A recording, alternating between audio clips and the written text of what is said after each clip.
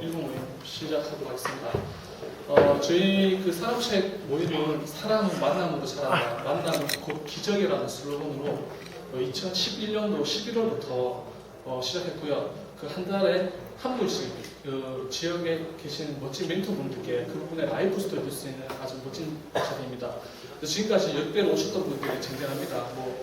대구 광역시장님, 권영시장님도 왔다 하셨고요. 그리고 제가 또 화신의 자동차품에서 화신이라는 회사에 근무하는 저희 대표님, 사장님도 강연하셨고요.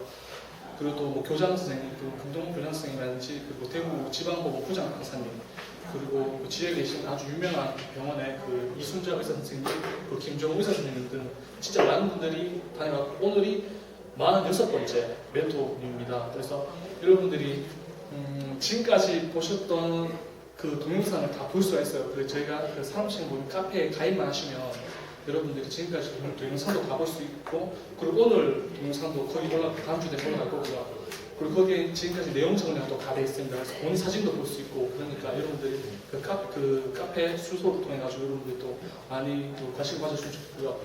저희는 한 달에 한 번은 계속 합니다. 그래서 여러분들이 그 사람식 모임에 대해 가지고 좀 지속적으로 좀 관심을 보여주시고, 또 주위에 또 좋은 분이 있으면 추천도 해주시고 그렇게 해주시면 좋겠고요. 저희들이 그 하는 행사 숙소는 5시 반 되면 1부 모임이 진행합니다. 약 한 50분에서 1시간 동안 그 강사님의 어떤 강연이 아니고요. 여기는 강연은 여러분들이 그 강연을 들을 수 있는 게 상당히 많은데, 여기는 강연 들을 수 있는 그런 자리가 아니고요. 한 분의 어떤 인생을 그대로 한번 짧은 시간에 한번 들어보는 좋은 기회가 될 겁니다. 그리고 1시간 동안 그분의 라이프 스토리 듣고, 그리고 한 1시간 정도는 이제 같이 식사를 합니다. 같이 식사하고, 그리고 7시 반부터는 2부 모임을 할 건데, 2부 모임이 더 알짜기예요. 2부 모임은 여러분들이 질문도 할 수 있고, 또 여러분들이 같이 또 처음 보는 분들은 같이 소개도 하면서 또 궁금한 것도 질문도 하고 같이 얘기할 수 있는 공유할 수 있는 자리가 있으니까 2부 모임까지 함께 해주시고요. 그리고 사람책 모임은 저희가 그 작년까지는 508 사람책 모임을 했고, 올해부터는 그 저희가 부산 모임도 생겼습니다. 그래서 웨이즈더 인생학교라고 이름을 통일해가지고 저희는 웨이즈더 인생학교 대구고요. 또 부산도 지금 작년부터 시작했고, 또 혹시 부산에 아는 친구들이 또 있다면 부산 웨이즈더 그 인생학교에 카페 가입해가지고 한 번씩 갈 수 있는 기회가 있었으면 좋겠습니다. 그리고 사람책 모임은 항상 얘기하지만 그 누군가 지금 아무도 주체가 없어요. 여기서 저도 여기서 한번 참석하고 너무 좋아서 이렇게 하고 있는 여러분들도 지속적으로 관심을 보여줘가지고 이렇게 아름다운 청년이 됐으면 좋겠습니다. 제 배지 요거 보이시죠? 요 배지는 그 강연하셨던 분들, 멘토님들께 강연하셨다는 그 선물로 이렇게 하나를 달아드리고 있습니다. 금입니다. 금. 네. 순금은 아니고요, 도금입니다. 근데 강연하셨던 분들도 우리가 한 개씩 달아드리고요. 그리고 아름다운 청년, 이 모임에 저희가 한 6번째 오면 진짜 이렇게 내공이 엄청 커지거든요. 7번째 올 때 저희가 이 배지를 달아드립니다. 그래서 이 배지는 시장님도 가지고 계시고요, 저희 사장님도 가지고 계시고요, 그리고 강연하신 분도 다 가지고 계십니다. 그리고 몇 년간 사업체를 같이 했던 친구들이 달고 있거든요. 그리고 여러분들도 취재한 거 한 7번 정도 반드시 참석하셔서 이 배지를 한번 꼭 가지고 가셨으면 좋겠고요. 사람책 모임을 지금까지 해오면서 정말 SL에 다닌 친구도 왔는데 영화에도 이렇게 사람책 모임을 통해서 면접을 보고 거기서 인생에 자기가 성장했다 해가지고 또 이렇게 합격한 케이스도 있고요. 그리고 또 이 모임에 맨 처음 시작했던 김창현이가 또 지난주에 결혼했는데 지금 아주 행복한 또 가정을 이끌어오는 그 친구도 저희 사장님이 강연하시는 날 보고 또 저희 회사까지 체험까지 되는 또 그런 케이스도 있고요. 그래서 여기 그 사람이 만남으로 자라는 게 정말 맞는 게 바로 이곳이에요. 저도 정말 성장을 많이 했고, 또 저한테는 이 모임이 너무 귀한 게 바로 여러분들을 만나게 해주는 자리거든요. 그러니까 여러분들께서 여기 오신 분들이 한 분 한 분이 정말 귀한 사람입니다. 그리고 상당히 정치적이고 여러분들과 공부할 수 있는 그런 게 엄청 많으니까 지속적으로 오셔가지고 관심을 좀 많이 보여주셨으면 좋겠습니다. 그리고 카페에 여러분들이 보든 안 보든 동영상은 계속 올라가고 있고요. 그리고 그 모임에 대한 정리도 계속 올라가고 있습니다. 그래서 여러분들이 혹시나 좀 들어가서 하면 댓글도 좀 달아주고, 그리고 또 좋은 내용과 좋은 정보가 있으면 우리 그 밴드가 그 카카오톡 방이 있습니다. 그래서 뭔가 얘기를 딱 던지면 사람들이 다 나갈까봐 지금 얘기를 잘 못 걸고 있거든요. 그래서 같이 안부도 묻고 또 좋은 어떤 다른 지역에 정보가 있으면 여러분들께 공유도 하고 그런 자리가 있었으면 좋겠습니다. 오늘 아마 오늘 강의하시는 분 제가 올 1월 4일 날 제가 그 특강 갔다가 뵀었거든요. 진짜 포스도 주시고 정말 라이브 스토리 정말 궁금했는데 기대에 맞게 정말 즐거운 거니까 집중하셔가지고 좋은 시간 한번 가져봤으면 좋겠습니다. 그러면 잠깐 이렇게 핸드폰 강의 중에 핸드폰 반드시 한번 안을 점검 한번 해주시고요. 5시 30분 되면 김윤진 남남 청년의 일부 사회로 진행해 보시도록 하겠습니다.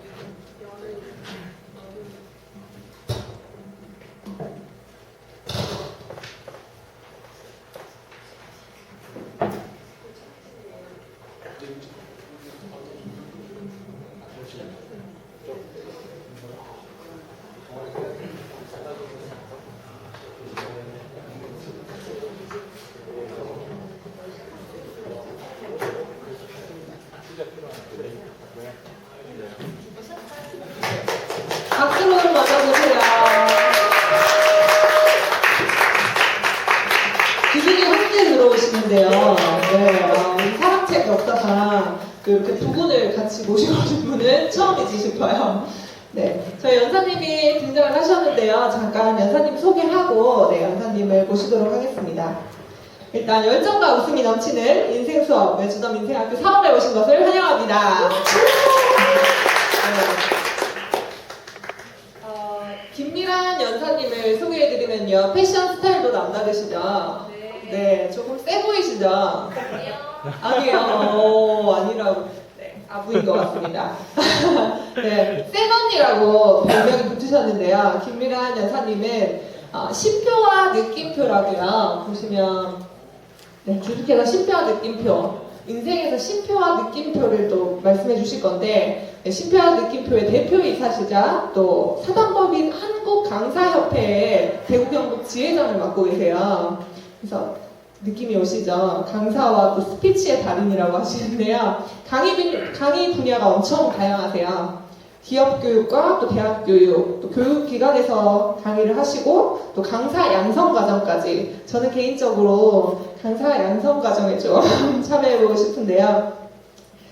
김미란 연사님이 저희 4월 모임 레지덤 인생학교에 오시기까지 준비하시면서 이 모임만큼 우리 사람책 모임만큼 더 사실적인 경험을 전달해 줄 수 있는 또 시간 이런 책이 있을까 하는 생각을 가지셨다고 해요.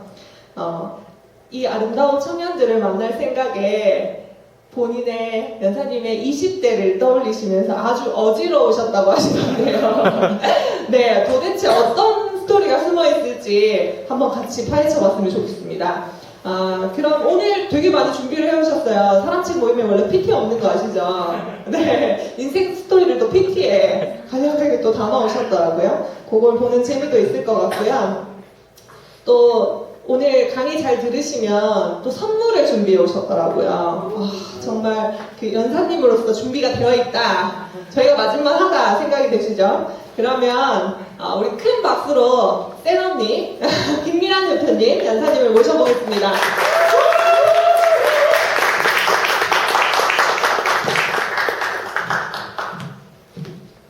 네, 안녕하십니까. 주식회사 심표와 느낌표의 대표이사를 맡고 있는 김미란입니다. 반갑습니다. 아니, 아까 저거를 앞에 놔두셨더라고요. 무슨 국회의원 청문회도 아니고 제가 테이블 놔두고 직업이 또 제가 강의하는 사람이다 보니까 근데 강의를 올해 제가 40인가요? 39인가요? 강의를 제가 17년 동안 했습니다. 17년 강의하면서 1시간 동안 제 얘기만 해본 건 머리털 나고 처음인 것 같아요. 그래서 처음에는 제가 뭐 11시간도 PPT 한 적 없이 강의하는 사람이다 보니까 처음에는 너무 불러주니까 요한 실장님 윤지쌤 불러주신 거 너무 고맙습니다 이렇게 생각하고 50분쯤이야 뭐 발로 해도 하겠다 이렇게 생각하고 쉽게 생각하고 왔는데 가면 갈수록 너무 고민이 되는 거예요. 왜냐면 지금 여기 구성원들도 그렇고 이 강의 주제가 예를 들면 제가 원래 하던 무슨 동기부여나 변화나 뭐 혁신이나 무슨 방법이나 리더십이나 이런 거면 제 얘기도 일부 있겠지만 나머지는 어떻게 보면 제가 공부한 내용들이잖아요. 그래서 전달에 있어서 크게 고민을 안 하고 하면 되는데 이게 주제가 또 저 사람책인데 저 자신이다 보니까 갈수록 진짜 어지러운 거예요. 무슨 얘기를 해줘야 되지? 그리고 이 10대, 20대, 30대, 40대는 아직 아니고요. 30대까지를 돌아보면서 물론 저라는 사람에 대한 얘기를 해드리는 것도 중요하지만 여기 계시는 어떤 젊은 지식층에게 제가 어떤 메시지를 주는 것이 이렇게 혼란스러운 여러분들이 심지어 헬조선이라고 말하는 이 어려운 시대를 살아가시는 데 있어서 조금이라도 어떻게 보면 가슴 뜨끈해지는 그런 시간이 될 수 있을까? 이런 부분에 있어서 고민을 굉장히 많이 했어요. 저 웬만하면 강의나 교환 가지고 고민하는 스타일 아니거든요. 근데 진짜 고민 많이 했고 그래서 주도력이라는 걸로 한번 얘기를 해보려고 합니다. 주도력이라는 거. 제가 일전에 우리 윤지쌤한테 조그만 원고를 하나 드리면서 청소년기의 가장 큰 특징이 열등감이다 라는 말을 했었어요. 여러분들 사춘기 지나보셨죠? 근데 지금 아직 자녀분들은 없으셔야 되는 나이예요. 지금 보니까 지금 자녀분들 있으면 좀 곤란한 지금 탈들이신데 제가 보기에는 청소년기의 가장 큰 특징이 열등감입니다. 열등감. 근데 저는 굉장히 열등감에 사로잡혔던 10대를 보냈어요. 10대를. 근데 그 열등감을 그러면 어떻게 하면 이 청소년들을 극복하게 해줄 수 있을까에 대한 고민을, 퀘스처닝을 제 스스로 굉장히 많이 했었던 거죠. 여러분 청소년 아시죠? 중고등학생들. 지금 벗어난 지 얼마 안 되셨잖아요, 다들. 근데 중고등학생들 보면 남자아이들은 특히 딱 두 가지예요. 남자아이들. 화내거나 아니면 좀비거나 워킹데드거나 계속 화를 내요. 아무 이유 없이. 그냥 처음부터 끝까지 욕이에요. 어디다 누구한테 욕을 하는지도 모르겠는데 계속 욕합니다. 그게 열등감의 표출이거든요. 그리고 무기력한 거. 그래서 남자아이들의 그 성장 3단계를 보면 축구선수, 초등학교 때 축구선수, 그다음 중학교 되면 뭐가 되고 싶어요? 여러분 중학교 때 뭐가 되고 싶으셨어요? 프로게이머. 그 다음에 고등학생이 되면 연예인. 이렇게 발달한다고 하잖아요. 근데 그게 다 열등감의 표출이고 여자애들 같은 경우도 그렇다. 그 열등감을 제가 어떻게 극복했었는지를 얘기를 해드려야겠다. 제가 센 언니라고 자꾸 대구시에서 제 이미지를 이상하게 잡아갔는데 저 그렇게 세지 않거든요. 심지어 저희 신랑이 하는 말이 저랑 결혼한 그 이유가 백치미라고 합니다. 지금 우리 신랑 일부러 같이 왔는데 예. 제 신랑이 제가 강의 가면 제 신랑을 강의 소재로 되게 많이 써요. 왜냐면 4살 연하예요. 그리고 또 보시면 아시겠지만 189에 굉장히 훈훈한 비주얼을 가지고 있습니다. 네, 여자들 자꾸 박수 치는데 그럼 억울한 니들도 돈 잘 벌든가. 정신 차려. 그래서 돈을 잘 벌면 돼. 그런데 네, 제가 좀 만질게요. 그래서 저희 신랑 얘기를 강의 가서 제가 되게 많이 합니다. 그 이유는 뭐냐면 저희 신랑하고 저하고 굉장히 상극이에요. 완전 반대예요. 근데 그렇기 때문에 오히려 저도 어떻게 보면 저희 신랑한테 굉장히 많은 뭐랄까 열등감으로 출발을 했겠죠. 왜냐면 4살 연하인데다가 멀쩡하게 생겼고 내 친구들은 결혼 전날까지 후회하지 말고 오늘이라도 버스 타 뒷수습 내가 할게 이렇게 말하더라고요. 내 친구들이 저희 신랑한테. 그래서 결혼 못할 뻔했어요. 근데 진짜 막차를 2년 전에 결혼했습니다. 막차를 타고 결혼을 해서 제가 이렇게 살면서 지금까지 생각해보니까 그런 열등감을 극복하는 결혼도 마찬가지, 인생에 있어서 어떤 중요한 선택을 내리는 그 순간도 마찬가지. 그 열등감을 극복할 수 있게 해주는 요소가 주도력이더라고요.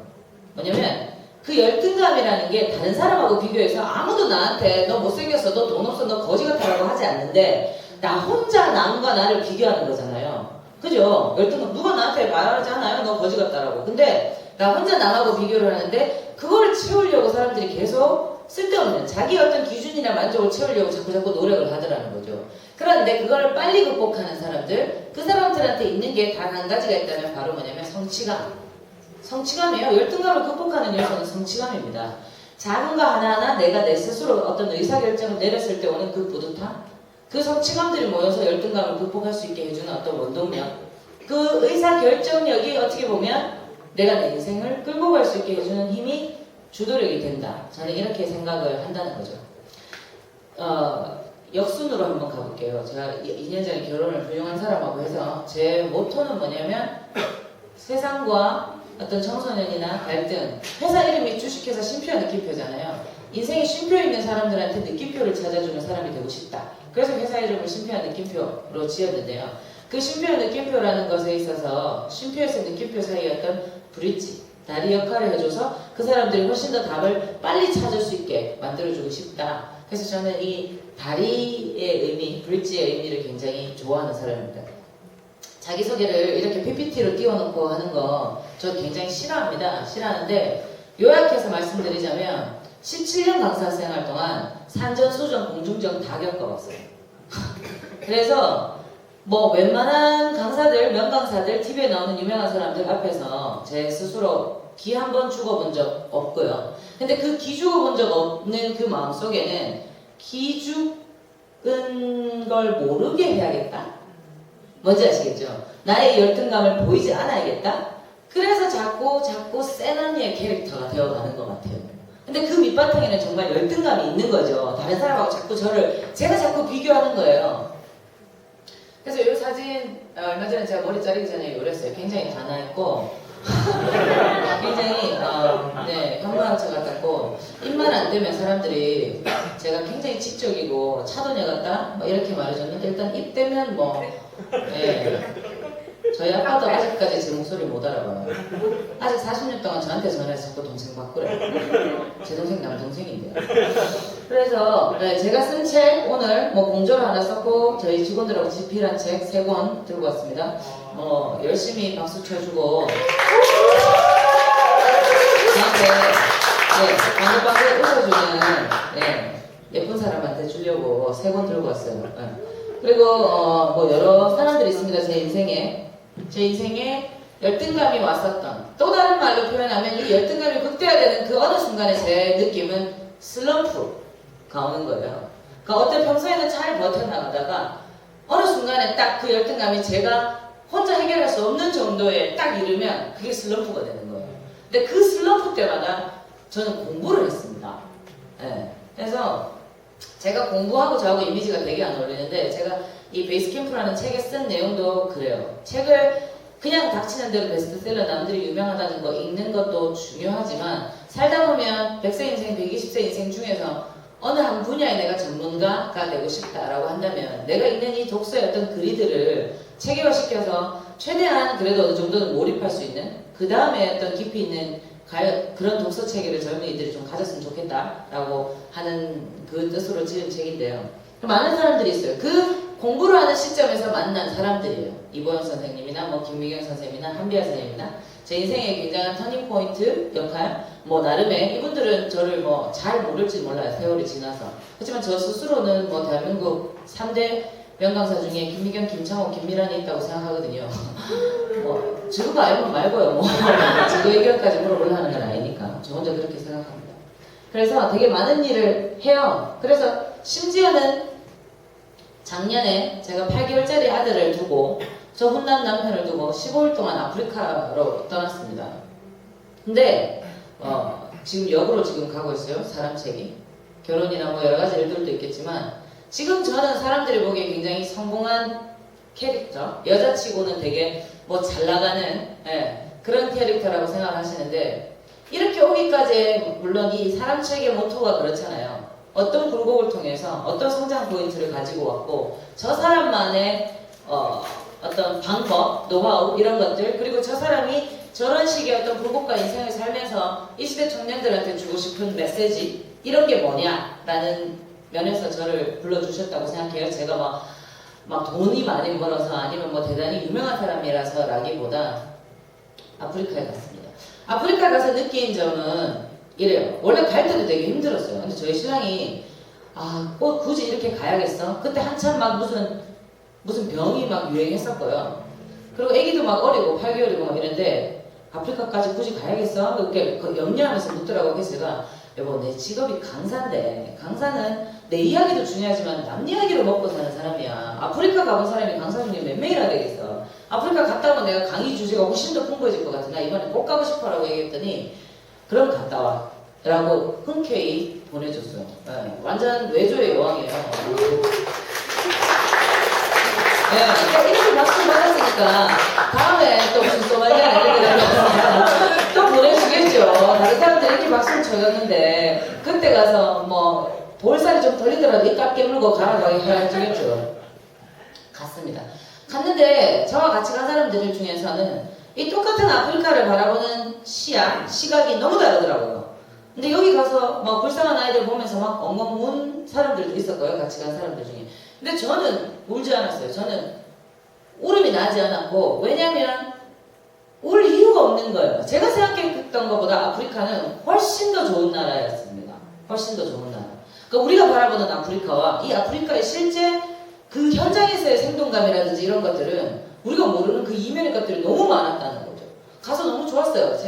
제 패치님 분들은 아시겠지만 제가 2,000명 앞에서 모유 수유를 장려하는 영어로 이제 스피치도 했었고요. 제가 또 6개월에 한 번씩은 제가 토익 시험을 칩니다. 아직도. 그래서 저희 신랑하고 저하고 같이 토익 시험을 언제 치러 갔냐면 제가 만삭일 때 6개월에 한 번씩 꼭 치러 가야 되기 때문에 갔는데 토익 그 시험 위원회들이 놀래더라고요. 도대체 저 여자는 만삭인데 시험 치러 왜 왔나? 제정신인가? 방석 앉아. 저 지금 몸이 무거워가지고 방석 앉아야 되는데 괜찮아요? 그러니까 안 된다 하더라고요. 가지고 내가 배 좀 보세요. 그러니까 앉으라 하더라고요. 그 방석 깔고 앉아서 토익 시험 쳤습니다. 그 정도로 그랬는데 그래서 영어로 제가 얘기할 수 있어요. 아직도 한 900점은 유지를 하고 있고요. 뭐 6개월 한 번씩 치니까 그렇게 유지가 돼요. 네. 그래서 이런 좋은 경험 너무 좋았어요. 너무 좋았어요. 근데 제가 생각했던 아프리카 사실 여러분들 어떻게 생각하시는지 모르겠는데 이런 느낌이었습니다. 저는 아프리카 다 저럴 거라고 생각했어요. 근데 실제로 가보니까 이제 핸드폰을 찍은 건데 이런 부분도 있더라고요. 이런 부분. 진짜 번화가인 아프리카도 있더라고요. 사람이 원래 생각했던 모습 그리고 그렇지 않은 그 이면의 모습. 근데 아프리카 사람들은 한국이 되고 싶어요. 미국보다 한국이 더 되고 싶어요. 왜냐면 미국 이후에 최대 원조국이 한국이래요. 그래서 아프리카 사람들은 너무 한국이 되고 싶어요. 네. 그리고 한국이 예를 들면 왜 아프리카 사람들이 그렇게 한국을 벤치마킹하고 있냐라고 생각해보니까 우리나라 불과 50년 전에 이랬잖아요. 우리나라는 후원을 받던 나라였어요. 네. 후원을 받던 나라에서 지금 미국 이후에 최대 원조국이 될 수 있었다. 그 짧은 시간에 후원을 받던 나라에서 후원을 해주는 나라로의 그 변화, 그 힘, 그런 것들이 도대체 어디 있냐는 거죠. 그러니까 지금 젊은 친구들이 되게 많아서 제가 고민이 되는 부분이 있는데 저는 헬조선이라는 말을 굉장히 싫어합니다. 헬조선이라는 말. 도대체 그 헬조선을 위해서 지금 20대가 한 게 뭐예요? 그 헬조선 여러분들 부모 세대가 만드신 거예요.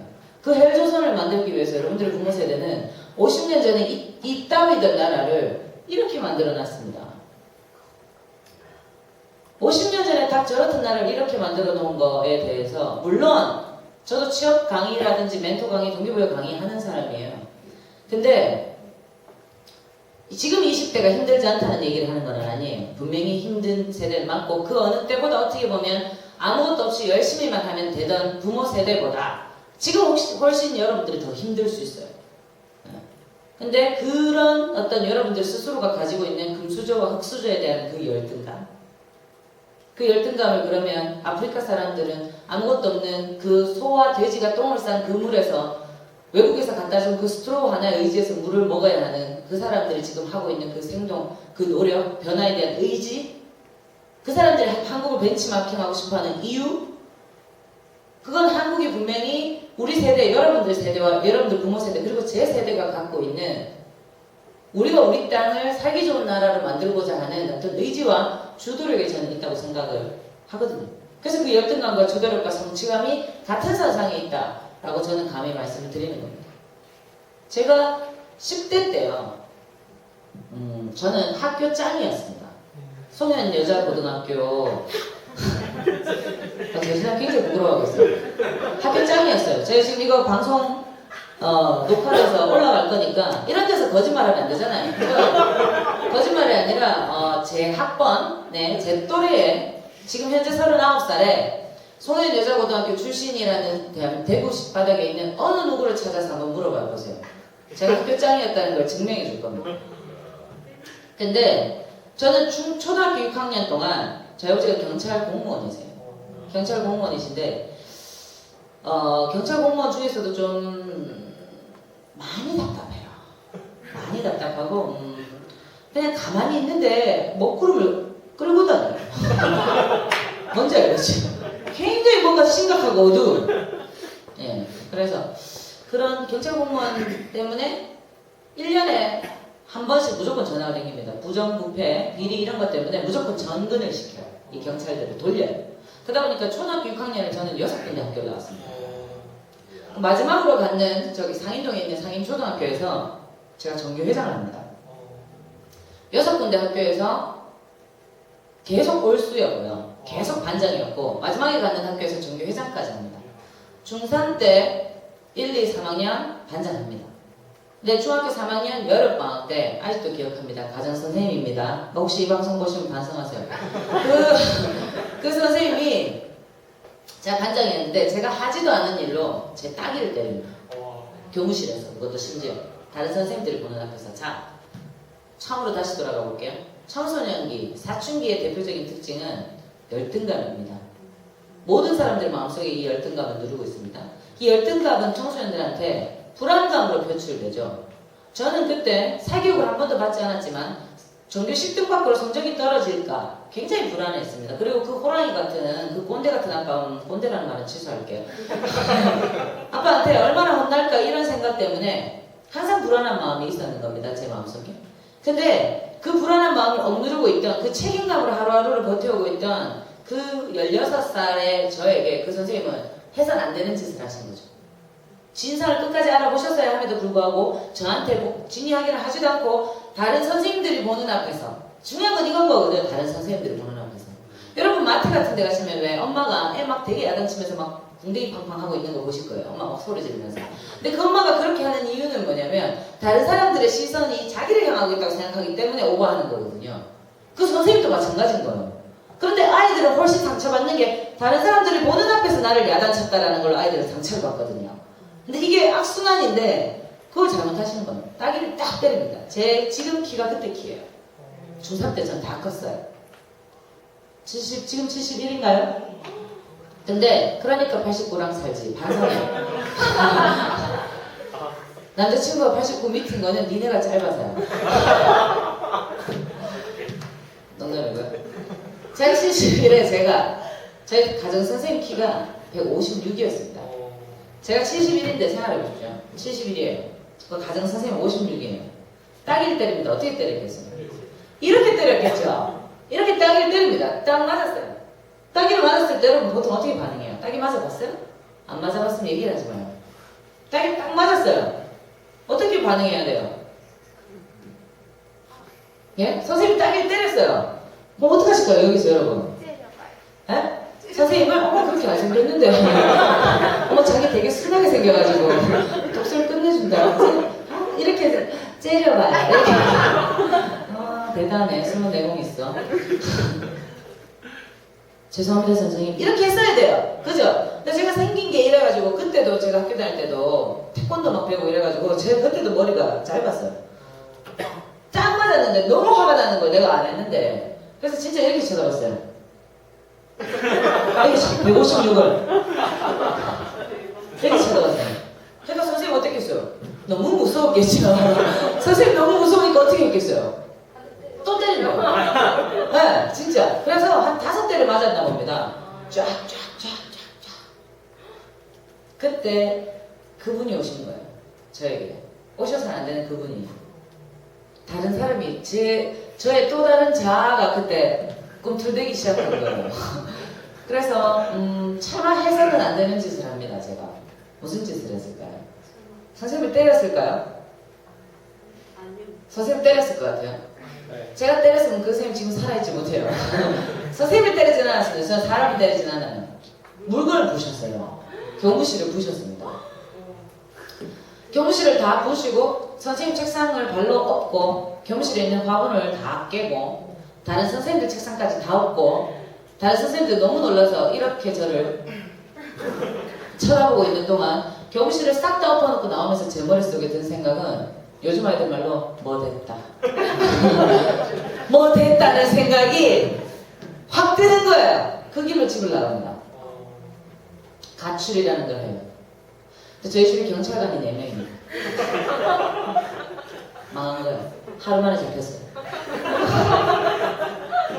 하루 만에 잡혔어요. 심지어 저희 삼촌은 국정원이라는 데 있고요. 하여튼 저희 아빠도 현직 경찰이었고 또 다른 삼촌도 경찰이고 하루 만에 잡힙니다. 굉장히 험하게 끝나요. 이 탈출수 소리가. 하루 만에 잡혀서 겁나게 맞았어요.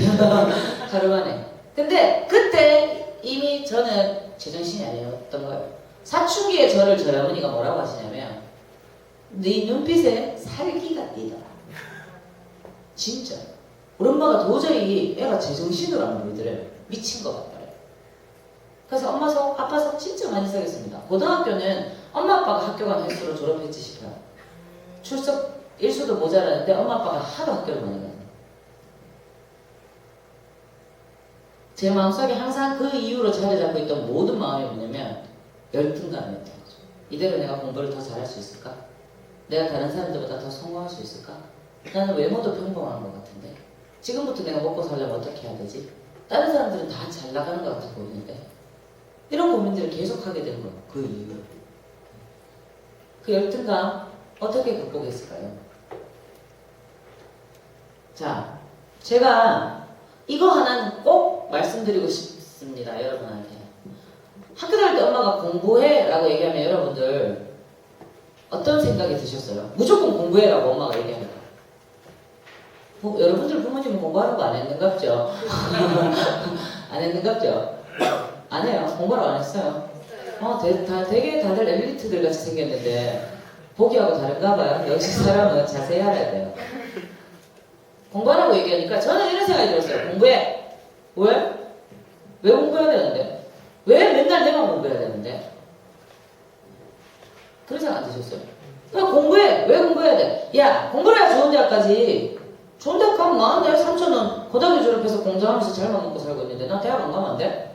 야, 좋은 대학에 가야 좋은데? 취업할 수 있어. 라고 말하는 거야. 우리 엄마랑 비슷한 엄마 밑에서 갔는가 봐. 어쩐지 눈 밑에 다크서클이 있다.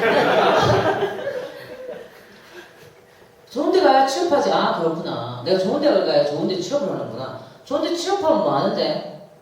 나는 그냥 별로 적당한데 사람 좋은 데 가서 100만 원만 벌고 대기업 이런 데 나는 가기 싫은데?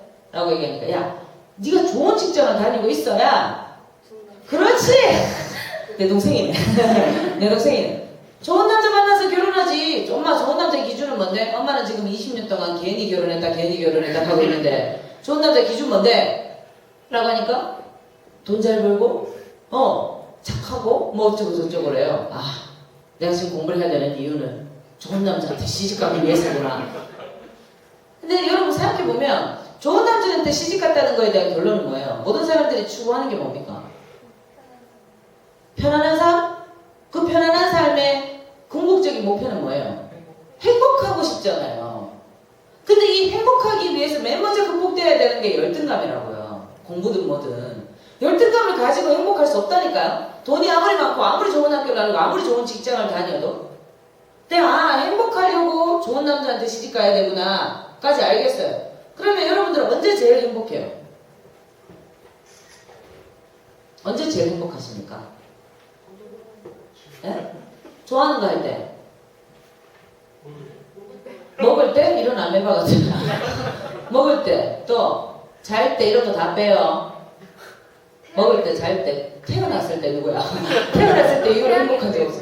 아, 태양의 후예 볼 때. 끝났지 말입니다. 끝났지 말입니다. 근데 인정받을 때. 그렇지. 인정받을 때. 아, 다른 사람한테 내가 좋아하는 일 하면서, 내가 잘하는 일 하면서 인정받을 때. 여기 보면 직장 다니는 친구들도 있고, 대학생도 있고. 근데 좋아하고 잘하는 거의 기준을 사람들이 잘 못 갖고 있단 말입니다. 잠깐 말입니다 합니다. 이제부터 자꾸. 예? 좋아하고 잘하는 거의 기준 여러분들 명확하게 가지고 계세요? 제 동생은 너무너무 잘 먹는 아이예요. 근데 제가 떡볶이를 만들어주면 저는 떡볶이 만드는 걸 너무 좋아해요. 소고기 넣고. 근데 제가 떡볶이를 만들어주면 안 먹어요. 안 먹어요. 아무리 먹는 걸 좋아해요. 근데 저는 볶음밥 만드는 게 너무 싫단 말이에요. 이게 계속 다 다져야 되고 썰어야 되고. 근데 제가 볶음밥을 만드는데 내 동생이 너무 잘 먹어. 그럼 저는 떡볶이집을 해야 되나요? 볶음밥집을 해야 되나요? 예? 볶음밥 안 행복한데? 떡볶이 하면 망할 거고. 이거예요. 이 두 가지가 해결되지 않으면 행복이라는 단어는 올 수 없는 거거든요. 그러면 결국은 내가 좋아하고 잘하는 걸로 행복해질 수 있는 방법을 찾아야 되는 거예요. 제가 열등감을 극복한 방법이 바로 그건 겁니다. 제가 좋아하고 잘하는 일을 찾은 거죠. 근데 이 부분이 사람들이 가장 저를 부러워하는 부분이에요. 왜냐면 지금 40이 되고 50이 돼도 자기가 좋아하고 잘하는 일이 뭔지 모르는 사람들이 너무 많거든요. 근데 그걸 쉽게 찾지는 않았겠죠. 그냥 가만히 있는데 어느 날 이걸 해야겠구나 이렇게 떠오르지는 않았을 거란 말입니다. 행복해야 된다? 좋아하고 잘하는 일 때 사람은 행복하다. 남한테 인정받을 때 행복하다. 그러면 애들이 보통 프로게이머가 되겠다라고 얘기를 할 때 그 아이들이 프로게이머가 되겠다라고 얘기하는 아이들이 어른들은 반대합니다. 야 게이머로 못 먹고 살거든? 반대하죠. 근데 그 아이들은 좋아하는 일이에요. 근데 그 좋아하는 일을 여기 보시면 내가 프로게이머라는 분야가 어떤 분야, 프로게이머가 되려면 어떤 분야에서 일을 해야 되구나. 그리고 그 프로게이머라는 직업에는 어떤 직업군들이 있고 이 직업을 가기 위해서는 어떤 학과에 들어가야 되고 그 학과에 들어가기 위해서는 이 대학에 가야 되고 그 대학에 가기 위해서는 어떤 고등학교를 다녀야 하며 어느 정도 성적을 유지해야 되구나. 그러니까 지금 내가 해야 되는 일은 공부구나로 결론이 가야 되거든요. 같은 말인데 어른들이 주입식으로 하는 얘기와 본인이 스스로가 느껴서 찾아가는 그 패스, 그 길이 틀린 거죠. 같은 말이에요. 행복해지기 위해서 공부해. 인 건데 그걸 찾아가는 방법이 틀린 거예요. 근데 그 방법을 잘 아는 사람들이 공통적으로 찾아갔던 게 뭐다? 이거예요, 이거. 내가 뭘 잘하고, 내가 뭘 좋아하고, 나는 어떤 성향을 가지고 있고, 나는 뭘 중요시 생각하면, 내가 이 사회에서 해야 되는 일은 뭔가에 대한 스스로 어떤 정의를 내리는 거. 저는 그거에 있어서 제가 굉장히 운이 좋은 사람이라고 생각합니다. 왜냐하면 제 자신에 대한 정의를 내리기 위해서 사전에 보면 우리가 사람이라고 하면 어떤 뜻이 있고 책이라고 하면 어떤 뜻이 있잖아요. 그러니까 제 이름 김미란이라고 했을 때 이 김미란이라는 사람의 정의, 데피니션이 뭔지, 무엇을 좋아하고 무엇을 잘하며 어떤 성향을 가지고 있고 어떤 사람으로서 살기 위해 노력하는 사람이다 라는 그 사람에 대한 정의를 내리기 위해서 굉장히 많은 시간을 고민했던 거죠. 굉장히 많은 시간 실패도 해보고 아직까지도 저는 그게 완성됐다고 생각하고 있지는 않습니다만 굉장히 많은 실패와 굉장히 많은 우여곡절들을 겪으면서 내가 다른 사람들보다 지금 그래도 이 나이에 인정받는 사람이 될 수 있었던 것은 나에 대한 정의를 빨리 내렸기 때문이고 첫 번째. 두 번째는 내가 어떤 세계에서 나의 역할을 발휘해야겠다라는 것에 대한 고민을 했다는 것이고 세 번째는 나와 세계를 어떻게 연결시켜야겠구나. 나의 재능을 어떻게 부각시켜서 세계 속에서 내가 이 분야에 이런 전문가가 되기 위해서는 내가 이런 노력을 기울여야겠구나라는 최소한의 계획은 세웠던 거죠. 무조건 부러워하고 동경하기만 한 게 아니라 젊은이들한테 가장 답답한 부분 중에 하나가 저는 우리 시대 젊은이들이 쏟는 노력들이 굉장히 대단하다고 생각합니다. 왜냐하면 저희 때는 대학 다닐 때 최저 토익 점수라는 것도 없었고요. 그죠? 그리고 그때는 제가 석사를 경북대학교에서 했습니다만 그때는 경대 나오면 웬만한 내가 가고 싶은 대기업은 다 가던 시대였어요. 제 때는. 근데 지금 경대 나와도 똑같이 경쟁해야 되는 세상이 됐잖아요. 그러니까 얼마나 힘든 세상에 살고 있습니까? 근데 그 사람들이 동경을 해요. 성공한 사람들을 보면 동경을 하고 부러워하는데 자기 스스로 그 사람들이 미치지 못하다는 그냥 열등감 속에서 살면서 동경만 해요. 이 열등감의 원인이 뭐고 왜 이 열등감을 가지고 있으며 그걸로 진실을 자기 자신에 대한 어떤 진정성을 마주하기를 두려워한다는 거죠. 내 이 열등감의 근원이 어딘지에 대한 그걸 이겨내려면 어떤 성취감을 쌓아야 되는지에 대한 진실과 마주하기를 조금 두려워하지 않나. 제 인생 저라는 사람 하나를 놓고 이렇게 펼쳐보면 고등학교 때 짱이었던 아이가 결심합니다. 내가 좋아하는 건 단 하나야. 영어 하나밖에 없었어요. 근데 저는 수학을 너무 못했어요. 저는 수학을 30점을 넘어본 적이 없어요. 전부 1번 쓰고 나왔어요. 푸는 것 자체가 말이 안 된다고 생각했어요. 알파벳을 더하는데 어떻게 풀어요? 비인간적이에요. 윤리적이지 못해요. 심지어 그 아이들 알파벳을 나누고 가두고. 근데 제가 좋아하는 거 하나에 집중하기 시작했어요. 왜? 유대인들이 그런다고 하잖아요. 한국 사람들은 수학, 영어 둘 중에 애가 수학은 100점이고 영어가 95점이면 영어 공부를 우리나라 사람들이 시키는데 유대인들은 어떻게 하면 이 수학을 더 잘하게 하는 방법을 없을까라고 고민한다고 하잖아요. 그래서 제가 집중했던 거 그거예요. 내가 좋아하는 거 딱 하는데 고등학교 3학년 딱 되니까 이제 정신 차린 거죠. 망했다. 망했어. 어떡하지? 다 공부했는데 나는 그 말도 안 되는 사춘기에 내 인생을 완전히 낚아버렸네. 그래서 어떡하지? 이제 와서 내가 저 아이들을 쫓아갈 수 있을까? 어떡하지? 계속 고민한 겁니다. 고3에. 근데 그런 말이 있습니다, 여러분. 주변에 노는 친구들 본 적 있어요? 일진 뭐 이런 애들? 걔들이요, 일찍 정신 차려요. 근데 대학교 들어가서 놀기 시작하는 애들은 걷잡을 수 없습니다. 말이 안 돼요. 왜? 자유가 주어진 상태에서 놀거든요. 근데 고등학생들은 최소한의 자유 속에서 놀기 때문에 많이 못 어긋나요. 고등학교 때 그냥 놀다가 다시 집으로 돌아옵니다. 근데 대학교 때 놀기 시작한 아이들은 돌아오지 않아요. 건널 수 없는 강을 건너요. 고민합니다. 아, 영어 하나 있구나. 그럼 어떡하지? 영어로 먹고 살 수 있는 방법을 찾아가야 되겠다. 그때부터 고민하기 시작한 거예요. 저희 아버지 어떤 사람을 경주마 같은 사람. 옆을 안 봐요. 여자는 고등학교 졸업해서 시집가면 되지라고 생각하시는 분. 그런 분 밑에서 유학을 갑니다, 제가. 3개월 동안 방바닥을 굴러다녔어요. 유학 보내달라고. 나 영어 공부라도 하고 와야 내가 이렇게 처진 고등학교 3년을 극복할 수 있을 것 같았거든요. 유학이라도 가야 되겠다. 안 된대요. 돈이 없대요, 집에. 공무원인데. 그런데요, 저는 저희 아버지 굉장히 존경합니다. 다 애증관계예요. 되게 미운데 어쩔 수 없어요. 되게 싫어요. 집에 들어가면 지금도 입 깨물고 인사해요. 근데 싫은데 되게 존경해요. 왜냐면 저희 아버지 그 구마고속도로라는 그 고속도로 그 순찰대의 대장까지 하신 분인데, 구마고속도로 순찰대 대장을 하고 나면 집이 세 채가 는다는 속담이 있을 정도로 부정, 부패, 비리가 경찰관들 속에서도 짱인 동네예요, 그 동네가. 근데 저희 집은 여전히 가난한 거예요. 우리 아빠 대통령 표창 받아온 거야. 난 싫었어.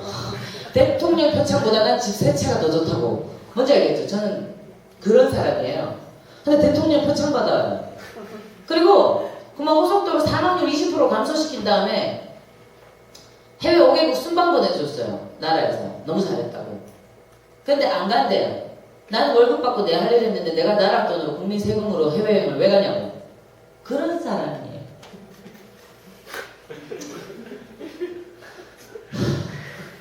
그런 사람. 근데 지나보니까요. 어렸을 때 그게 너무 이해가 안 됐어요. 근데 지나보니까 저희 아버지가 항상 저한테 해주신 말씀이 뭐냐면, 능력을 길러서 베풀 수 있는 삶을 살아라. 아빠는 능력이 부족해서 베풀지 못하는 삶을 살았지만 네가 능력 있는 사람이 되는 순간 베풀 수 있는 삶을 살아라 라고 말하면서 저를 유학을 보내주지 않았어요. 되게 나쁜 사람이지. 어쨌든 유학 가는데 성공합니다. 단 조건이 있었어요. 갔다 와서 2년 안에 네가 유학 동안 쓴 비용을 다 갚아라. 심지어 대출도 자기가 내준 거 아니에요. 엄마가 내줬어요. 근데 왜 자기가 저한테 대출금을 회수하려고 하죠? 갑니다. 엄마가 도와줬어. 우리 엄마는 되게 훌륭한 사람이에요. 우리 엄마는 먹구름 따위는 없어요. 우리 엄마는 그냥 먹구름도 우리 엄마를 피해갈 거예요. 너무 밝아서. 네, 우리 엄마 그냥 세상이 그냥 행복해요. 항상 즐거우시고. 그래서 유학을 떠납니다, 제가. 갔다 와서 그 유학 비용을 갚기 위해서 하루에 11시간씩 YBM에서 일했어요. 영어 선생님으로 하루에 11시간씩. 그때 당시 1시간에 10,000원 줬습니다. 하루에 11시간씩 일했어요. 2년 안에 다 갚았습니다, 저 그거. 그때 당시 돈으로 4,000만 원? 20년 전에 4,000만 원이라는 그 어마어마한 돈은 3,000 몇백만 원 정도 됐었을 거예요. 다 갚습니다. 근데 그때 제 인생이 영어 선생님으로서 영어 강사로서 끝나느냐? 그때 제가 찾아낸 겁니다. 뭐를? 나는 영어를 좋아하고 강의를 잘하는데 그럼 이 영어랑 강의랑으로 내가 성공할 수 있는 방법이 없을까? 그럼 내가 영어와 강의로 성공하려면 어떻게 해야 되지? 그때부터 아까 남에게, 다른 사람에게 인정받는 제가 된 거예요. 야, 너 잘하네? 너 이거 잘하네? 너 이거 하니까 되게 네 목소리 되게 전달력 있다? 이런 칭찬들을 저는 그냥 흘려듣지 않았어요. 그냥 하는 말이라고 생각 안 했어요. 그래서 그 여러분들을 계속 막 쌓아나갔던 겁니다. 제가 뭐를 통해서? 이 세 가지에 대한 고민을 통해서 제 20대 초반에 제 나이 22살, 23살 때 그래서 여러분들이 저는 이거를 꼭 기억해 주셨으면 좋겠어서 제가 이 장표를 가지고 왔고요. 사람을 들여다보면요. 제가 책을 쓸 때 제가 가장 많이 고민했던 부분인데 지금 보이는 이 제 모습은 빙산의 일각이잖아요. 표면이잖아요. 그래서 제 밑에 어떤 사람이 있냐라는 거를 여러분들한테 말씀드리기 위해서 제가 온 거잖아요. 제 밑에는요.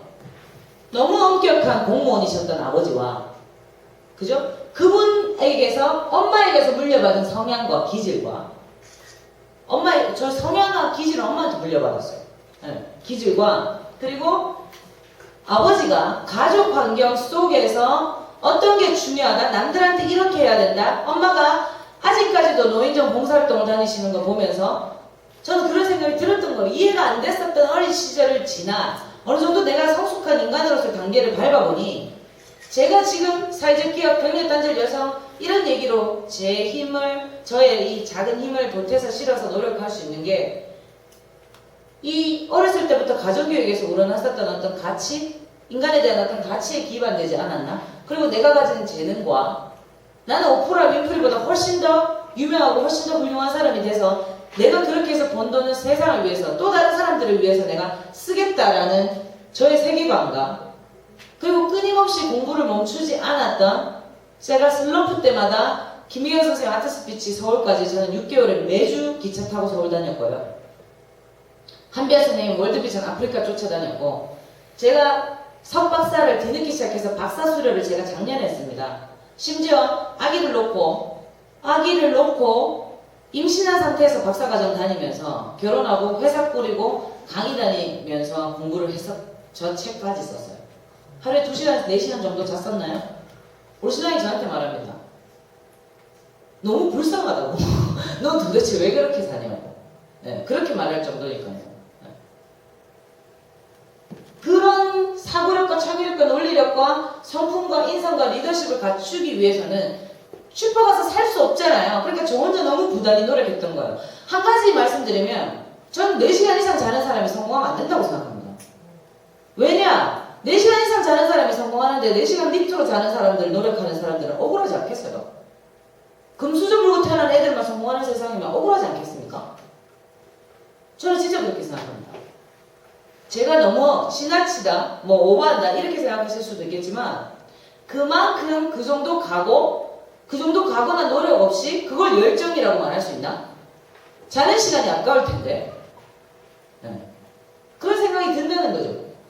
이렇게 해서 생겼던 제 능력들 이런 것들을 통해서 제가 어떻게 학교를 갔고 어떤 공부를 했고 그걸 점점 지금 여러분들이 대학생들이 이렇게 시험 기간에 와준 거 너무 고마운데 이렇게 보면 정말 지금 하고 있는 이 행동 이거 하나는 아무것도 아닐지 모르지만 그 밑에 우리 밑에 빙산처럼 깔려있는 것들을 알아야 자기 자신에 대해서 안다고 얘기할 수 있지 않을까? 그래야 지금 여러분들이 공부를 하고 있더라도 이 공부가 120세, 100세 인생 동안 어떤 훈련을 거쳐서 그게 정말 나를 개발하는 역할을 해줄 건지 그렇게 자기 개발하기 위해서는 여러분들이 스스로를 어떻게 발견해 나갈 건지 그리고 남에게는 3시간, 5시간을 아무렇지도 않게 쓰면서 자기를 이해하는데 도대체 하루에 몇 시간을 쓰는지 정말 자기 자신에 대한 고민을 하면서 생각을 해보려고 여러분들은 핸드폰을 꺼보신 적이 있는지 그게 저는 제일 궁금해요. 여러분들이 제일 그거를 스스로에게 조금 퀘스처닝 질문을 해보셨으면 좋겠어요. 그런 면에서 저는 제가 굉장히 기특합니다. 제 열등감이 그런 작은 성취감들로 극복이 되어 왔던 거죠. 회사요. 전 사업체 말아먹어 보기도 했어요. 3억이라는 빚이 있어 본 적도 있고요. 이 여러 가지 저희 신랑이 결혼하면서 저희 친구들이 저는 빚을 1억을 안고 시집을 갔습니다. 물론 지금 다 갚았지만 저희 신랑은 굉장히 불쌍한 사람이에요. 네. 한 번도 저한테 생활비라는 걸 받아본 적이 없어요. 네. 그리고 돈이 있는 날은 심지어 밖에 나가서 미담자 않게 반디 밥 사주고 다니고요. 그랬어요. 경단녀들 밥 사주고 다니고 50만원 후원받아서 미혼모들 면접 복장 사는데 70만 원 쓰고요. 그게 계산이 안 되는 사람이에요. 제가 사는 술을 왜 못하는 줄 아시겠죠? 되게 많이 버는데 항상 통장에 돈이 없어요. 네. 그냥 능력은 길렀는데 베풀기만 하는 사람으로 잘못 크고 있는 것 같아요. 자기 자신에 대한 이해를, 고민을. 그래서 내 열등감의 근원이 어딘지를 찾고 그걸 정면으로 바라볼 수 있는 그 순간은 남이 저한테 가르쳐주지 못해요. 아무리 잘난 동기부여 강연 가도, 아무리 뛰어난 사람책도 여러분 자신의 사람책보다 훌륭할 수는 없습니다. 위대할 수는 없어요. 여러분은 스스로의 책을 어떻게 써 나가고 계시는 거예요? 그러려면 제일 먼저 해야 되는 거는 가장 많은 시간을 자기 이해에 쓰셔야 된다고 저는 생각해요. 자기 이해와 내가 정말 핸드폰을 끄고 아무도 방해받지 않는 시간 속에서 내가 나를 들여다보는, 내 내면 깊숙한 곳을 들여다보는 시간, 그 시간이 없이 내가 좋아하고 잘하는 걸 어떻게 발견합니까? 그 시간이 없이 내 열등감이 어디서부터 온 거고 어떻게 극복해야 될지를 어떻게 발견합니까? 그걸 발견할 수 있다는 것 자체가 요행인 거예요. 말이 안 되는 겁니다. 그래서 달라져야지, 변해야지, 이런 것들을 말할 때 저는 사람들한테 항상 이걸 되게 많이 보여줘요. 여러분들 부산에서 혹시 이 술 보신 적 있어요? 있죠? 즐거워이라는 술입니다. 근데 이 즐거워이라는 술이 어디서 제일 많이 팔리나요? 술 어디서 제일 많이 팔려? 술집? 당연하겠죠. 또요? 회사 MT? 굉장히 많이 펌하시는 거죠. 그 회사 어딘지 굉장히 다니고 싶네. 또요? 마트. 계속 이런 식으로 창의력 없이 갈래요. 뭐라고요?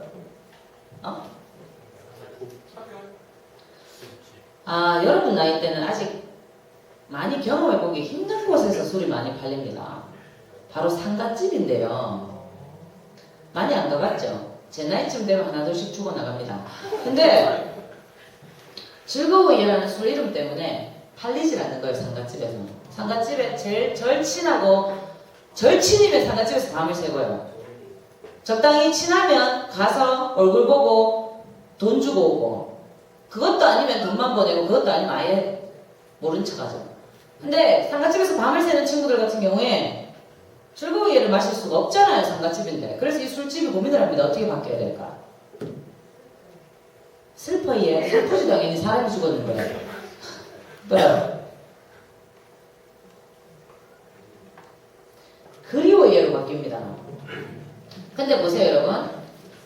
기존에 제가 이 장표를 굳이 가지고 온 이유는 뭐냐면, 저한테 있어서 가장 힘들었던 점은 뭐냐면 제가 고등학교 때 사고뭉치였던 제 모습을 기억하는 사람들에게 교육자로서, 저는 지금도 얘기하거든요. 그만큼 힘든 사춘기 시절을 겪어봤었기 때문에 난 내가 청소년들 교육할 자격이 있다. 사춘기를 겪어보지 못한 아이들이 어떻게 청소년을 교육하냐. 저는 지금도 그렇게 생각합니다. 그리고 그 접점에서 말도 안 되는 선생으로서의 자격이 없는 사람한테 따기를 맞아보고 그 사람에게 내가 그런 취급을 받아봤기 때문에 교육자란 어떻게 해야 된다는 건 내 나름대로 정의가 생겼다. 저는 그렇게 얘기를 합니다. 그렇지만 제가 고등학교 때 사고 쳤던 그 시간들 때문에 교육자로서의 저의 이미지를, 그 변화를 깨하기가 너무 힘들었다는 거죠. 저는 변했는데 사람들은 제가 변했다고 생각 안 하는 거예요. 그 농땡이가 대학에서 교수 소리를 듣고 있다고 이렇게 저를 오해하시는 거죠. 뭐 오해도 아니에요. 사실이니까. 근데 그 이미지가 많이 안 바뀌는 겁니다. 그러려면 여러분들이 요만큼 노력하고 나 요만큼 바뀌었는데 사람들이 내가 변한 거 알아주겠지. 이거 자체가 욕심입니다. 이만큼 바뀌어야 사람들은 요만큼 느낍니다. 근데 여러분들은 요만큼 바뀌어놓고 뭔가 대단하게 달라질 거라고 생각하는 것 같아요. 그렇지 않은데 말이죠. 그래서 매출이 별 차이가 없습니다. 그래서 또 바뀝니다. 이렇게.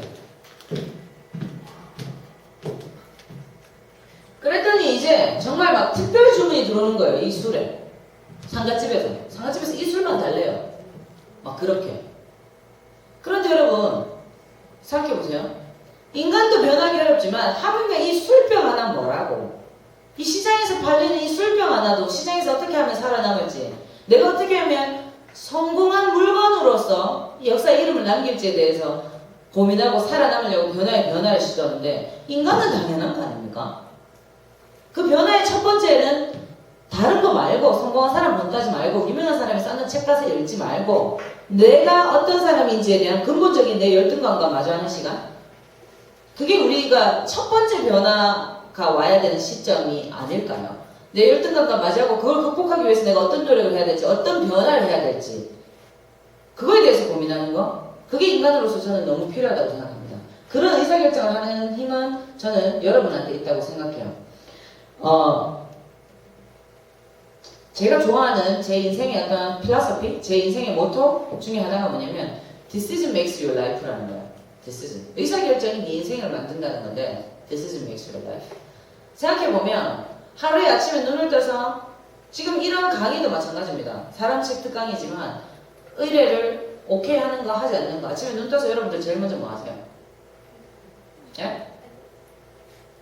핸드폰 봐요. 또 핸드폰 보거나 또 화장실 가거나 물 마시거나 이 세 개 중에 뭘 할지 결정하는 사람 누구예요? 여러분이에요. 그죠? 그리고 지금 이 자리에 올지 말지 고민했을 거 아니에요. 오늘 일요일인데 가야 되나 말아야 되나? 가겠다고 결심한 것도 여러분이에요. 지금 이 옷을 입는 거, 이렇게 뚱뚱해진 것도 여러분들이 음식을 먹었기 때문이에요. 맞잖아요. 누구든 먹으라고 강요하는 사람 없어요, 여러분한테. 근데 그런 변화의 질풍노도를 겪으면서 제가 이 베이스캠프라는 책에 넣어놓았던 부분입니다. 처음에 정상에 오를 때는요, 사람들이 이 굉장히 가파른 곳으로 정상을 가고 싶어요. 왜냐면 빨리 가는 길이거든요. 근데 이것은 반복적으로 변화를 원하기만 하는 구간인 겁니다. 계속 그러다가 암벽처럼 올라가다가 너무 가파르니까 굴러떨어지고 올라가다가 너무 가파르니까 굴러떨어지고 반복적으로 변화를 원하고 성공하기를 원하는 구간이지만 원래는 우리가 일상 속에서 계획을 하고 목표를 달성하고 그걸 기록해서 피드백을 하고 이 구간이 반복이 돼줘야 되는 겁니다. 이 구간이 계속 반복하는 거예요. 그래서 내가 지금 현재 내가 있는 자리를 베이스 캠프라고 한다면 이 베이스 캠프를 조금씩 옮겨가는 거죠. 그렇지만 미끄러지더라도 바닥을 찍진 않아야 된다는 거예요. 이 베이스 캠프는 조금씩 위로 옮겨가지만 내가 실패하고 미끄러지더라도 나의 베이스 캠프에 나라는 사람을 이해할 수 있는 공간에 다시 돌아와서 문제점을 찾고 다시 해결 방안을 찾고 변화를 꾀하고 그리고 다시 올라가 보는 겁니다. 그래서 베이스 캠프를 정상으로 조금씩 옮겨가는 거죠. 그래야 정상에 도달할 수 있는데 처음부터 계속 변화나 성공만을 꿈꾸고 계속 굴러떨어지기만을 하니까 뭐부터 해야 될지 모르니까 그래서 그것을 저는 해결할 수 있는 한 가지 방법은 가장 인생에 좋은 스승이 당연히 저는 책이라고 생각했고 이 사람 책이라는 이 타이틀의 아이디어가 저는 굉장히 좋다고 생각했던 게 바로 그 부분이에요. 내가 책을 읽으려면 2시간, 3시간 읽어야 하지만 어떤 사람에 대한 인생에 대해서 핵심적인 부분, 에키스적인 부분만 듣고 그걸 내 경험으로, 내 걸로 가지고 올 수 있다? 그 굉장히 기발한 생각이지 않나. 되게 좋다. 취지도 그렇고 너무 좋다. 그래서 그 시간을 해결해 나가기 위한 그냥 좋은 독서를 하는 사람들과 탁월한 독서를 하는 사람들과 위대한 독서를 하는 사람들의 사이에는 분명히 성공과 그렇지 않은 것에 대한 갭이 있다. 그걸 달성해 나가기 위해서는 제대로 된 목표를 세우고 나에게 맞는 전략과 내가 언제 이것을 실행할지에 대한 의지와 실행을 할 때에 어디서든지 내가 어떤 유혹거리든지 흔들리지 않겠다는 마음가짐과 그리고 실패를 했더라도 어떤 점이 부족했지에 대한 어떤 대안을 찾아보려는 노력 이런 것들을 통해서 우리는 점점점 베이스 캠프를 이동하면서 정상으로 갈 수 있다라고 생각을 한다는 거죠. 제가 굉장히 좋아하는 장면인데요. Decision makes your life라는 제 인생의 모토를 떠올리면서 제가 한 중학교 3학년 남자 중학교의 캠프에 특강을 갔어요. 갔는데 중3 애들 어떤지 아시죠? 중3 지금 북한이 핵 왜 못 쏘는지 아시잖아요. 야들 때문에 못 쏘고 있거든요. 너무 무서워서 제정신이 아닌 애들이기 때문에. 근데 이 중3 아이들 남자아이들 300명을 1박 2일 동안 새벽 2시 3시까지 캠프파이어 한 아이들 그 다음날 아침에 제가 아침 9시에 불러내서 예복습법을 가르치고 있었습니다. 어땠을 것 같아요? 예? 다 자겠죠. 저는 미쳐 돌아가시는 줄 알았어요. 반틈을 어떻다? 반틈 욕해요. 반틈을 어떻다? 반틈 좀비, 워킹데드. 이런 애들 300명을 남자애들만 막 욕을 하는 거예요. 실제로 요즘 중학생 아이들 되게 욕 거칠게 합니다. 아시죠? 시험 비행은 그냥 일상생활이에요. 애들이 구령구. 아 너무 공부하기 싫대요. 다리를 막 떨면서 아 선생님 미치겠어요. 왜? 아 진짜 친구하고 약속 있었는데 엄마 아빠는 왜 맨날 내한테 공부하라고 하고 저거가 좋아서 내 놔놓고 맨날 저거 멋대로 내 공부 진짜 이런 용어 씁니다. 저거라는 말을 써요. 이건 정말 약과예요. 그 아이는 정말 착한 아이예요. 아시겠어요? 정신 차리세요. 나중에 부모가 되려면 정신 차리세요. 핑크빛 엄마 저 오늘 책 한 권 사도 돼요? 이런 일은 없어요. 설마 그런 꿈을 꾸고 있다면 여러분들 지금 당장 집어치워요. 정말 막 욕을 하는 거예요 저한테. 아까 야 너 내 말 잘 들어. 이걸 보여줬습니다. 야 네가 임마 너가 엄마 아빠가 자기들이 원해서 니를 낳았다고? 니는 원하지 않았는데? 야마 그러면 사막 마리가 동시에 요 땅에 있을 때 왜 그렇게 열심히 꼬리쳤니? 너 엄마 아빠가 니한테 꼬리치라 했어? 아니잖아. 꼬리는 네가 친 거야. 미생물이었던 네가 어떻게든 살아남아 볼 기라고. 어떻게든 이 단단한 벽을 뚫고 들어가 볼 거라고. 네가 꼬리치고 네가 머리 들이밀어가지고 네가 1등하는 바람에 너 엄마 아빠도 행방했어. 2등은 말 잘 듣는 아이였을 수도 있잖아. 아니에요. 아쉽게 2등 된 아는 말 잘 듣는 아이였을 수도 있는데 이 농땡이 골 때리는 아이들. 근데 저는 그렇게 화내고 반항하는 아이들을 훨씬 더 좋아하는 것 또한 감정이 굉장히 솔직하기 때문이거든요. 저는 진짜 그렇게 생각합니다. 그래서 저는 그렇게 말해줬어요. 여러분한테 드리고 싶은 메시지도 저는 그거예요. 열등감 누구에게나 있을 수 있습니다. 내가 지금 스스로 의지를 다져야 되는 것은 내 인생은 내가 끌고 가고 있다는 지금 이 모습 또한 내가 만들었다는 사람들이 살면서 이런 얘기 되게 많이 합니다. 아, 내 뜻대로 되는 거 하나도 없다. 내 마음대로 내 의지대로 되는 거 하나도 없다. 그런 얘기 되게 많이 해요. 아니요. 순간순간 여러분이 원하는 만큼의 시간과 속도대로 어떤 일이 이루어지지 않을지는 모르지만 세상에 여러분 뜻대로 되지 않는 일은 없습니다. 시간이 더 걸릴 뿐이에요. 지금 안 될 뿐이에요. 그렇지만 여러분 의지대로 되지 않는 일은 없습니다. 490명 중에 470등이었던 제가 20명 뒤에 있는 애들 되게 궁금해요. 난 1번 쓰고 나왔는데 야들 20명은 많은 아들이죠? 제가 지금 그래도 이 사회에서 주류 사회에서 인정하는 그런 사람이 될 수 있었던 것은 제가 스스로에 대한 변화에 대한 가치관에 대한 열망을 가지고 있었고 거기에 사회적이라는 내 혼자 잘 먹고 잘 살겠다는 뜻이 아닌 여러 사람들과 함께 잘 먹고 잘 살겠다는 가치가 얹어지는 순간 여기 앉아 계신 그 어떤 여러분들 중에서 그 어떤 누구도 저보다 훨씬 더 성공하는 인생을 사셨다라고 저는 자신있게 말씀드립니다.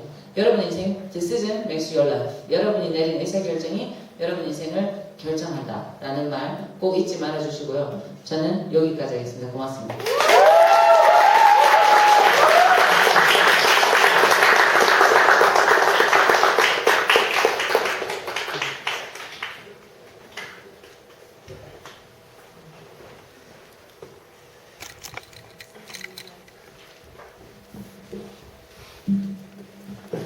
마지막 PT가 굉장히 강렬하네요. 푹 빠져있다가 좀 느껴났습니다.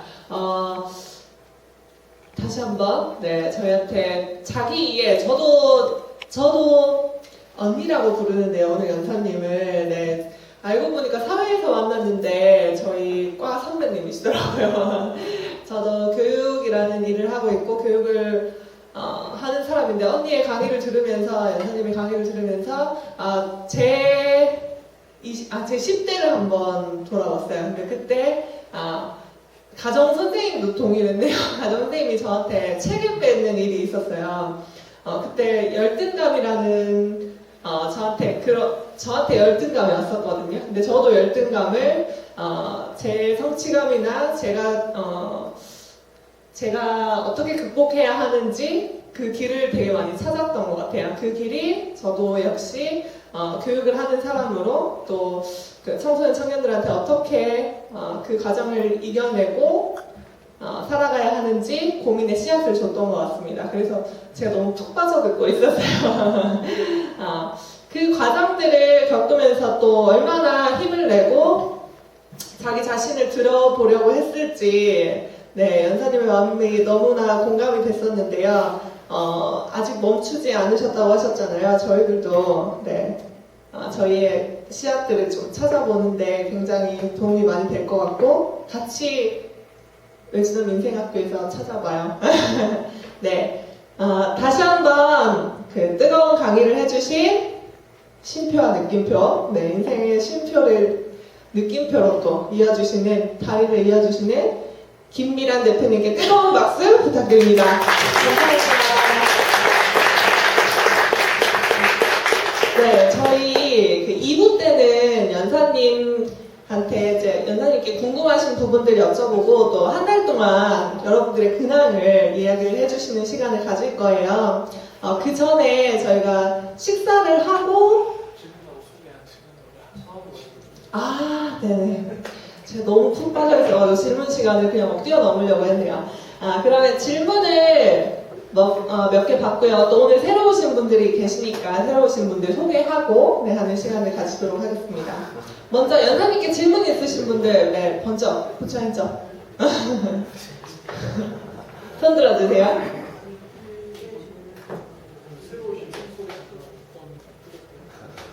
새로 오신 분들 소개. 네, 그러면 질문 생각하실 때 오늘 새로 오신 분들 소개 먼저 하고 질문 생각하신 거 네, 받도록 하겠습니다.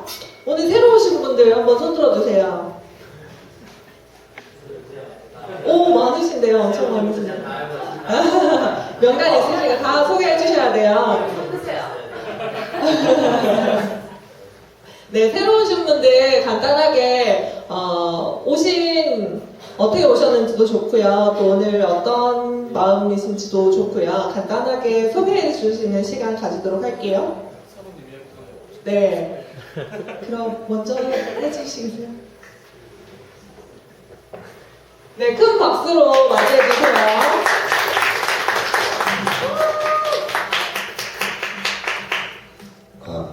안녕하십니까. 저는 이름은 최연만이라고 하고요. 오늘 또 와이프 강의 있다고 해서 저도 와이프 만나고 나서 강의하는 사람이라는 걸 알고 있었지만 막상 제가 앉아서 들어본 적은 거의 없는 것 같습니다. 그래서 오늘 강의하는 모습 보면서 자신감 있고 다른 사람들에게 뭔가 동기를 부여하고 그리고 자기가 어떻게 살아왔는지 자기 인생에 대해서 얘기할 때 저렇게 전달할 수 있는 사람이 저는 과연 가능할까 생각하면서 오늘 잘 들어봤던 것 같습니다.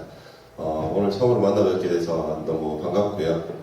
그리고 좋은 시간 가지시고 저는 20대 때 이런 시간들을 가지지 못했던 것 같아요. 그냥 학교 다니면서 그냥 다른 사람들처럼 평범하게 살고 그냥 저도 집사람이 얘기했듯이 그냥 막연하게 열망하고 꿈꾸고 살았지 않나 그런 생각이 많이 들어서 그래도 뭐 돌아갈 수는 없으니까 앞으로라도 조금 더 자기를 이해하고 내 자신에 대해서 생각해 볼 수 있는 시간을 가져봐야겠다라는 생각을 하게 됐습니다.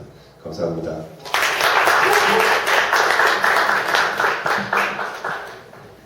네, 훌륭하시네요. 네, 다음 분 소개해 주세요. 바로 네.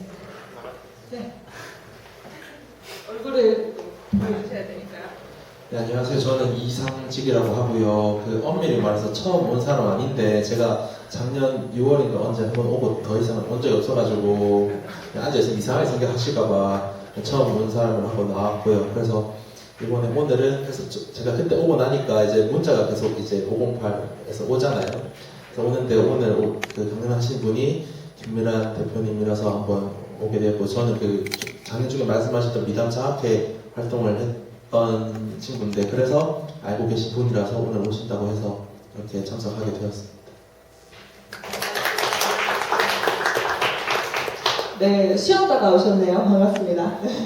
네, 새로 오신 분도 소개해 주세요. 네, 안녕하십니까. 저는 이제 올해 22살이고 이제 인호 형을 따라서 반디를 같이 하고 있는 박성진이라고 합니다. 김미란 대표님 강연 이제 작년이랑 올해 해서 2번 들었던 것 같은데 오늘이 더 인상 깊었던 점이 뭐냐면 제가 이제 불과 2년 전만 해도 10대였는데 제 10대를 한 번 더 생각을 해봤던 계기였던 것 같습니다. 네, 감사합니다. 네, 핵을 바꾸고 오셨네요. 네. 네, 나오셔서 소개해 주세요.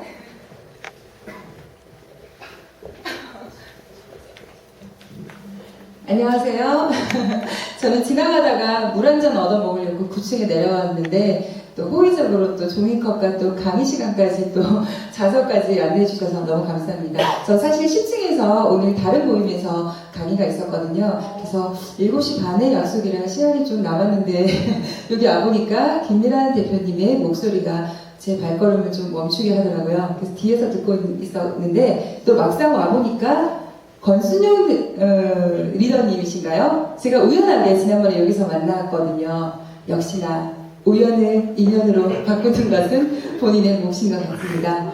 이렇게 젊은 분들을 정말 오랜만에 만난 것 같아요. 저는 이제 대학 졸업한 지가 꽤 됐기 때문에 거의 이제 나이가 드신 40, 50대 이상 분들하고만 늘 접촉을 하는데 여기 보니까 20대 초반부터 뭐 한 후반까지 영광입니다. 제 이름은 배선윤이고요. 또 우연하게 그리고 또 인연으로 만났으면 합니다. 감사합니다. 네, 말씀을 너무 잘해주시죠. 네, 아름다운 청년들 반갑다고 인사해 주셔서 감사합니다. 또 새로 오신 분 또 계시죠? 네. 먼저 나오세요.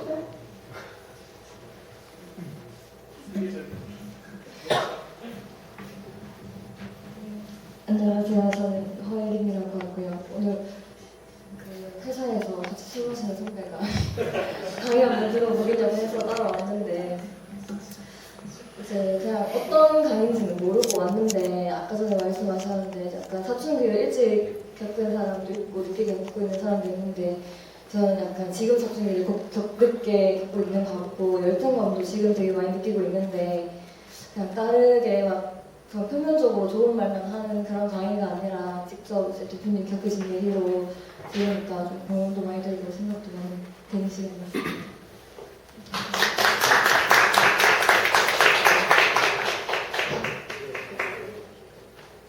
네, 새로 오신 분들이 또 더 많으시다고 하시네요. 아, 네, 소개해 주세요. 안녕하세요. 저는 손유이고요. 전 남자친구 때문에 이제 따라오게 됐는데 이렇게 앞에 나와서 말하는 것도 저는 좀 많이 부끄럽기도 하고 일단 앞에 이제 강의를 들어보니까 저희 이제 10대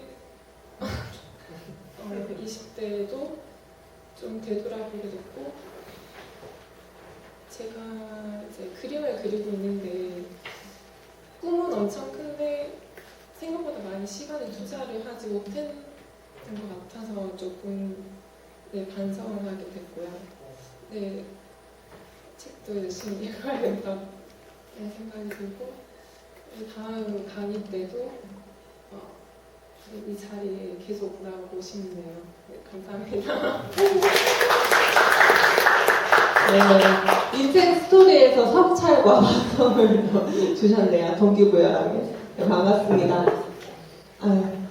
제가 이 자리에서 한 일주일 전에 만났던 한 또 청년이에요. 근데 그때 분위기가 진짜 장난이 아니었거든요. 엄청 뜨거운 마음과 또 자기 진로에 대해서 또 사회에 대해서 고민하는 친구여서 저희 아름다운 외치담 인생학교 모임을 소개를 해줬는데요.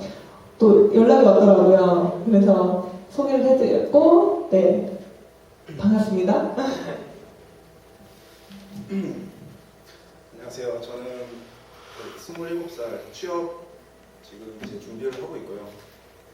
저번 청춘술래에서 이제 멘토님에게 추천을 받아서 여기 이 자리에 오게 됐습니다. 처음 이렇게 말 앞에서 해보는 게 처음이라서 좀 긴장이 많이 되는데 이렇게 다른 사람들이랑 많이 얘기해보고 싶은 기회를 얻고 싶어서 여기 왔습니다. 반갑습니다.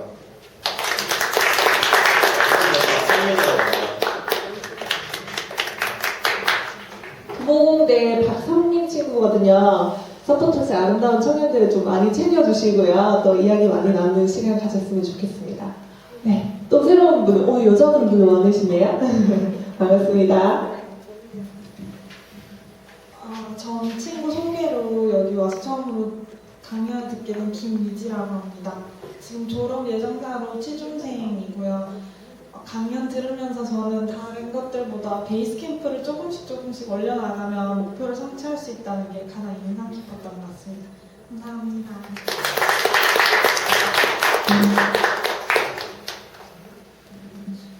네, 새로 오신 분은 다 소개하셨나요?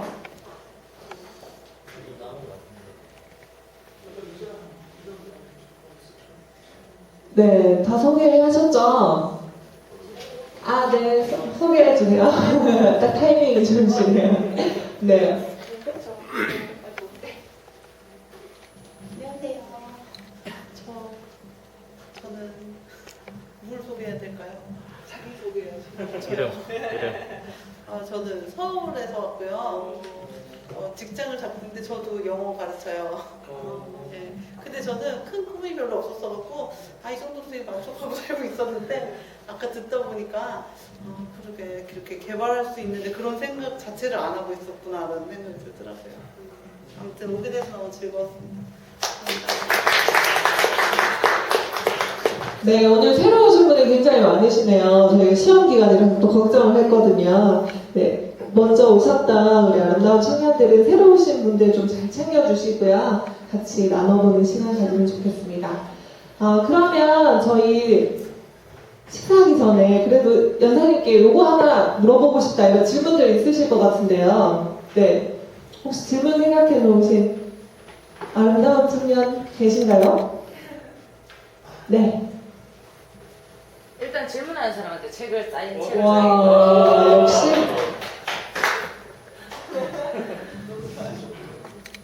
안녕하세요. 네, 사람책 아름다운 청년 이지민입니다. 네.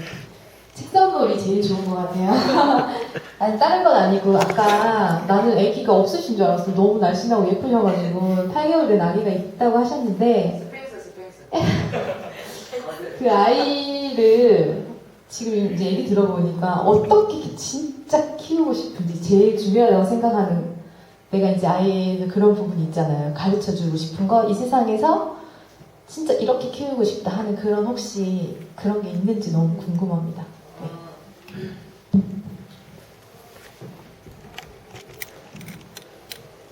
쉬운 말로 하면 쉬운 말 아닌가? 인재산? 내가 내 아이가 어떻게 컸으면 좋겠다? 라고 생각하는 거. 그러니까 인재에 대한 거 제가 굉장히 많이 고민하는 키워드 중에 하나인데요. 학교 같은 데 이렇게 다니면서 애들 강의를 하잖아요. 그러면 나는 이런 사람으로 사는 거는 내 생각이고 이만큼 성공하든 이만큼 성공하든 자기가 행복하면 그만이지 꼭 유명한 사람이 됐다고 해서 성공하는 거는 아니지만 인재라는 단어에서 어떤 기준을 놓고 봤을 때 난 이 아이가 정말 인재가 됐으면 좋겠다. 그럼 과연 누가 인재인 것이냐, 우리 아이가 어떤 사람으로 커졌으면 좋겠다는 것이냐. 예전에는 어떻게 보면 회사로 치면 큰 돈을 버는 회사가 예를 요즘 많잖아요. 무슨 롯데다 뭐 현대다 뭐 사회에 어떤 환원을 하는 뭐 CSR인가요? 그쪽 파트 CRS인가요? 그런 거를 하는 게 중요하다라고 얘기를 한다면 지금은 저는 조금 약간 반대예요. 요즘은 크면서 그 인재상이 좀 바뀐 것 같아요. 지금 가장 최근에 제가 우리 아이를 바라봤을 때 저는 공생의 가치를 아는 아이, 그러니까 자기 혼자의 삶을 사는 아이가 아니라 다른 사람하고 어울려 산다는 것의 소중함과 그 가치를 아는 아이로 자랐으면 좋겠고, 그래서 저는 어렸을 때부터 다른 건 몰라도 그냥 책을 읽는다거나 아니면 봉사활동을 같이 다닌다거나 이런 거에 대해서는 꼭 시간을 써주려고. 그렇지만 제가 예전에 제 이력 중에 한 군데 아까 보셨는지 모르겠지만 제가 청담어학원, 아발론어학원이라는 데 특목고 원장을 했었습니다. 여기 이게 미담이나 반디 친구들은 알 텐데. 그래서 제가 학습법 이런 거에 대해서 굉장히 잘 알고 있는 사람이에요. 근데 저는 사교육, 공교육 둘 다 중요하지만 저는 공교육이 훨씬 더 중요하다고 생각하는 사람이고 교과서 기본으로 공부를 해야 되는 게 옳다고 생각하는 사람이에요. 그래서 제가 지금 우리 신랑이 있지만 한 가지 저는 분명하게 얘기하는 거, 저는 성적 갖고 아이한테 스트레스 줄 생각이 없어요. 그렇지만 이기적인 행동을 보이는 부분에 있어서는 저는 야단을 칠 겁니다. 그래서 공생의 가치를 아는 아이로 자라줬으면 좋겠고 그런 부분에 있어서만큼은 그 아이가 길게 행복할 수 있는 그 원동력이 되어줄 거라고 생각해요. 왜냐면 성적으로는 잠깐밖에 안 행복하고 계속 불안하거든요. 그 성적을 유지해야 되겠다는 마음 때문에. 그래서 저는 그 아이가 행복한 아이, 공생의 가치를 아는 아이로 자랐으면 좋겠습니다. 혹시 또 질문 있으신 분 계신가요? 네. 지금 책 3권 들고 왔는데 2권이 지금 절로 갑니다. 아까 우리 베이스 캠프 누구 어쩌고저쩌고 해서 했었던 언급해주신 우리 신입 회원님.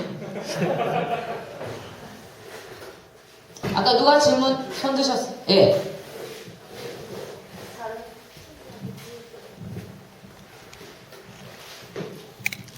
네, 저는 연사님 말씀 잘 들었고 제가 책 욕심 때문도 있어요. 아니라고 말하고 싶지만은 책을 욕심이 많아서 진열하는 걸 좋아해요. 집에 가고 와서 늘 읽어야지 다짐하는데 잘 못 읽고 저는 사실 이미 아이가 있어요. 저희 아이는 중학생이고 저도 많은 시행착오를 겪고 또 많은 실수도 했어요. 성적 위주 또 세상의 어떤 기준들을 잣대를 들이대면서 뭐 항상 외모니 어쩌니 하면서 근데 그런 시행착오를 겪은 이후에 느낀 게 어떤 가치관을 심어줘야지 어떤 목표를 내가 정해주면 안 되겠다라는 생각이 들어서 많이 대화하려고 노력하고 내가 눈높이를 낮추려고 노력을 하고 있어요. 그래서 지금 딸하고 관계도 굉장히 좋은 편이고 말 그대로 북한에서도 무서워서 안 쳐들어온다는 중2를 앞두고 있지만 중1 생활을 지금 이제 잘 하고 있고 아직까지 대화를 잘 하고 둘이 즐겁게 지내고 있긴 한데 원래 그 친구가 여기 이제 최연소 회원이에요. 초등학교 3, 4학년부터 와서 어슬렁거리면서 왔다 갔다 하고 이모 삼촌들하고 놀았었는데 그 친구가 오늘은 시험 공부 때문에 여기를 참석 못했어요. 근데 그 친구가 항상 아기 때부터 속이 깊고 제 말을 너무 잘 들어주고 사실은 정말 나한테는 이제 과분할 정도로 좋은 딸이었는데 한 4, 5학년 때 그런 얘기를 하더라고요. 목표에 대해서 왜 공부를 해야 돼요? 꼭 잘 해야 되는 게 인생에 좋은 대학 나오는 게 전부는 아니잖아요 하고 말씀하신 대로 요즘 애들은 초등학생이라도 세상이 이치에 빨라요. 그래서 TV나 이런 데를 보면서 카이스트 이런 대학 가면 뭐예요? 자살하잖아요 이러고 인생의 공부가 다가 아니잖아요 이러는데 나도 그 답을 모르니까 다른 가치관을 말해줄 수가 없었어요 그때는. 근데 그 이후에 나도 좀 변화되고 이 친구랑도 대화하고 하면서 지금 여기 사람책 모임을 좀 한동안 성실히 오고부터 나한테 그런 질문 안 하더라고요. 왜 공부해야 돼요? 왜 열심히 살아야 돼요?를 책이나 어떤 내 조언이 아닌 여기서 진짜 열심히 살고 있는 그리고 자기 꿈을 찾아가는 사람들 이야기를 들으니까 이제 더 이상 나한테 그런 질문은 안 하고 그냥 수학이 어렵다고만 영어는 재밌고 수학은 어려운데 공부를 해야 된다고 얘기하더라고요. 내가 항상 너한테 영향력 있는 사람이 되라. 좋은 영향을 끼치는 사람이 되라. 네가 많이 배울수록 더 큰 영향력이 될 거다. 그런 얘기를 다행히 우리 딸은 좀 알아듣고 자기도 그 가치관이 맞는지 거기에 좀 따라가려고 하는 것 같아요. 근데 문제는 제가 문제예요. 지금 질문 발표하시는 거죠? 죄송합니다. 저한테 질문하시는 죄송해요. 아니 그게 아니라 계속 질문이 이제 질문입니다. 너무 길어서. 근데 딸한테 그런 가치관을 말해주면서 저는 그렇게 안 살거든요. 저는 제 목표도 없고 열등감 덩어리고 사실은 저는 좀 남들이 어떻게 생각할까, 난 어떻게 볼까, 그리고 막 갑자기 체중이 늘고 내가 먹어서 늘었는데 이런 것 때문에 좀 대인기피증도 오고 근데 그런 열등감을 극복하는 게 그 방법을 잘 모르겠더라고요. 내가 그런 열등감들 때문에 사람들도 안 만나고 있다는 것 자체를 스스로 인식을 못했었거든요. 좀 더 구체적이고 확실한 방법이 있나요?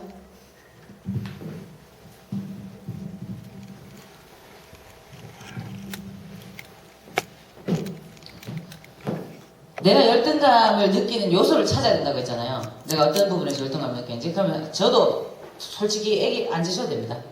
애기 때문에 여자들이 살이 찌고 제가 경단녀들하고 같이 일하고 있잖아요. 애기 키우다가 사회생활 하던 여자들이 갑자기 애기 키우니까 집구석에 들어앉아가 우울증 걸리고 애 집어던진다 이런 얘기 이해가 가더라고요. 나중에 진짜. 왜? 너무 답답한 거예요. 그리고 옷이 하나도 안 맞아요. 밖에 나갈 때마다 미치겠는 거 짜증이 나서. 옷을 계속 새로 사야 되는 거 계속 하나도 안 맞으니까 일은 해야 되고 그런데 오는 열등감 그게 이거는 제가 공부를 하면서 느낀 건데 내가 정말 살 때문에 열등감을 느끼는 건지 만약에 그거라면 제가 아까 얘기했잖아요. 내 자신을 들여다봐야 된다고. 근데 내가 만약에 진짜 살 때문에 열등감을 느끼고 있어요. 너무 뚱뚱해진 내 모습 때문에. 그래서 제가 지금 일단 머리를 잘랐고요.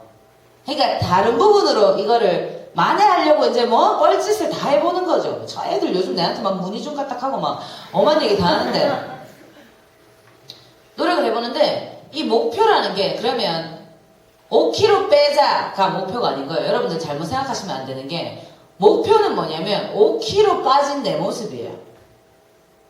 내가 what to do가 목표가 아니라 what I want to be가 목표예요. 5kg 빼자가 목표가 아니라니까요. 5kg 빠진 내 모습을 원하는 거잖아요. 근데 사람들이 그걸 잘못 생각하는 것 같아요. 내가 해야 되는 거 5kg 빼는 것이 목표라고 생각하는 거죠. 그렇기 때문에 못 빼는 거예요. 이걸 위해서 사는 게 아니거든요. 5kg 빠져서 날씬해진 내 모습이 된다면 그 내 모습을 상상하면서 그 목표를 내가 2달 안에 5kg 빼기라든지 그 목표에 대한 그 규정이 있잖아요. 그 뭐 스마트 룰 있잖아요. 뭐 스페시픽 해야 된다, 뭐 해야 된다, 뭐 이런 말이 있는데 제일 중요한 거는 정말 내가 할 수 있을 만큼의 구체적이고 실현 가능한 목표를 정말 내가 원해서 정했느냐. 난 대학교 다니는 청년들한테 제일 많이 하는 게 얼토당토하게 삼성, 롯데, 현대로 자꾸 목표 잡지 마라. 왜? 남들이 삼성 갔다 하고 남들이 현대 갔다고 하니까 내가 그 정도는 잡아야 될 것 같다라는 마음 때문에 목표를 정하는 거예요. 근데 그 목표는 내 목표 아니거든요. 내가 삼성을 가고 싶은 이유가 없어요. 근데 계속 나는 삼성이 목표라고 얘기를 한다는 거죠. 그래서 그 열등감을 해소하는 방법의 첫 번째로 나를 들여다봐라. 그렇지만 내가 정말 할 수 있을 만큼의 내가 원하는 만큼의 내 모습을 목표로 세워라. 날씬해진 나.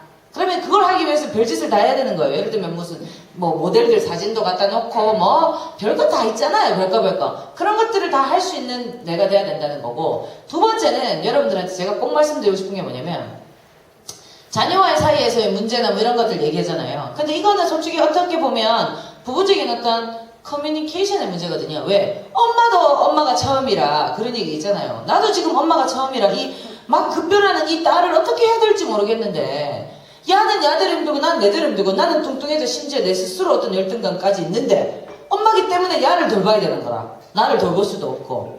근데 이때 이 두 사람 사이에서 어떤 역할이 필요하냐 뭐가 필요하냐 라고 했을 때는 저는 그거라고 생각해요. 엄마는 지금 21세기를 살아가는 중학교 2학년의 딸 마음을 이해하지 못해요. 왜? 엄마는 이 세상에서 중학생이 아니었어요. 야는 엄마가 돼본 적이 없어요. 그래서 엄마 마음을 이해 못해요. 사람들이 서로가 서로를 이해 못할 때 해야 되는 게 뭐죠? 공감하려고 노력해야 되는 거잖아요. 공감 지수를 높이기 위해서 어떻게 해야 되느냐인 거거든요. 연인 사이에도 마찬가지예요. 100% 공감돼요. 남자 여자 쓰는 언어가 틀린데 어떻게 공감돼요? 공감되지 않지 말입니다. 그렇잖아요. 내 여자친구 너무 예쁘고 남친구 너무 혼담이야. 너무 지적으로 생겼어. 그렇지만 두 사람 생각하는 사고 패턴이 틀려. 사고 패턴이 틀린 아이들끼리 어떻게 100% 공감이 있을 수 있어? 남의 경험을 내 거로 100% 공감? 없어요. 그런 일은. 여기 지금 앞에 잘생긴 분. 몇 살이십니까 올해? 30입니다. 아유 30이에요. 핏덩어리네. 제왕절개 이해돼요? 죽어도 이해 못해요. 쥐가 배를 안 따게 본 이상 제왕절개 이해 못한다니까? 뭔지 알겠죠? 이 100% 공감이라는 게 그런 거예요. 내가 네가 안 돼봤고 내가 내 속으로 남지만 야는 내보다 다른 인격체고 야가 내를 안 겪어봤는데 서로가 어떻게 공감할 거냐는 거예요. 남의 경험에 대한 100% 공감은 여러분 절대 있을 수 없습니다. 그때 여러분들이 하셔야 되는 건 뭐예요? 남을 공감하기 위해서 해야 되는 거. 이해? 경청입니다. 누구야? 정답 말한 사람. 역시 모임지기 틀리네. 그렇지만 얘는 모임지기랑 달라. 경청입니다, 여러분. 그러면 경청은 두 가지예요. 히어링, 듣다. 히어링, 우리 영어쌤, 히어링, 듣다죠. 리스닝, 듣다죠. 둘 다 듣다인데 경청은 히어링이 아니라 리스닝이죠. 여러분들 시험 칠 때 리스닝 테스트 하지, 히어링 테스트 하잖아요. 히어링 테스트는 청각 테스트예요.